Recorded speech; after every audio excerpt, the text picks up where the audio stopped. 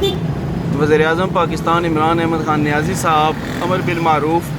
کو بنیاد بنا کے تھیم لائن بنا کے آج 27 مارچ کو اسلام آباد کے پریڈ گراؤنڈ میں جلسہ کر رہے ہیں، اور امر بالمعروف کی اس سے بہترین مثال کیا ہوگی کہ اس وقت تمام سڑکوں پر ٹریفک جام ہے۔ یہ آپ راولپنڈی میں میٹرو بس بھی دیکھ رہے ہوں گے کہ میٹرو بس اس وقت تک مکمل جام ہے اور سروس اس وقت بالکل رکی ہوئی ہے۔ اور امر بالمعروف کا ایک عملی مظاہرہ یہ ہے کہ عوام کو مشکلات برداشت کرنی پڑ رہی ہیں، اور تاریخ میں پہلی مرتبہ ہو رہا ہے کہ حکومت وقت اپوزیشن کے خلاف جلسہ کر رہی ہے۔ اور اس پوری روداد میں، پورے قصے میں جو بنیادی تھیم لائن ہے عمران خان کے آج کے جلسے کی کہ امر بالمعروف کے مطابق وہ آج سڑکوں پہ لوگوں کو لے کے نکل رہے ہیں، پریڈ گراؤنڈ میں جلسہ کر رہے ہیں۔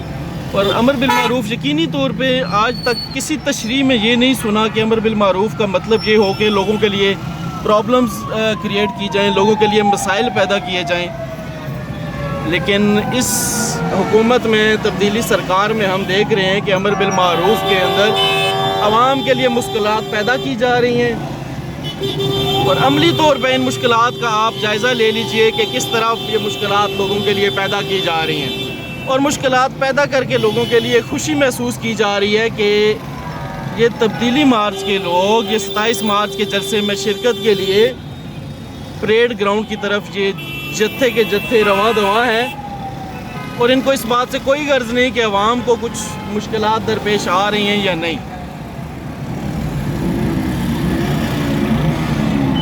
عمران خان صاحب سے گزارش ہے کہ انہوں نے تبدیلی ہی لانی ہے تو عوام کو مشکلات میں مبتلا کیے بنا وہ پاکستان میں تبدیلی لے کے آئیں۔